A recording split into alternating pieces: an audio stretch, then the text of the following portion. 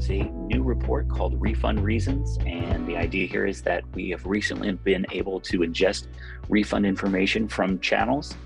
Obviously displaying here within Deliverect, you would be able to see which of your locations has the most problems as it relates to refunded orders. What are the reasons behind these refunded orders? Again, conceptually being able to slice and dice across locations, channels, or any virtual brands running for a historical period of time, refund reasons over time, and then we can get to the actual nitty-gritty individual transactions of why something was refunded, who paid for that refund. Was it paid by you, the restaurateur? Was it paid by the channel? Again, always having the ability to do a deeper dive by clicking on the link, which would take me directly to that particular order on that page. So menu optimization is used for a variety of different reasons, but it's mainly used to test out your assumptions about what we can do with our digital ordering storefronts, our menus itself, to, of course, with the intention to increase revenue.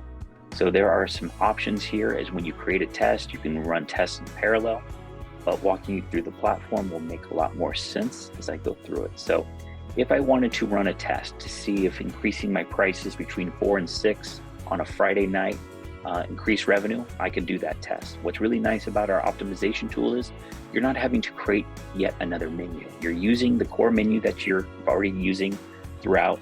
You're naming a test, you're creating a test, and that test is going to sit right on top of that core menu. And then on the following page will be the different changes that you're allowed to make on that core menu or that test. So I could add new products to my menu and see how those perform. I can start changing around product prices to eke out more revenue if possible, or I may be changing the entire menu price up or down.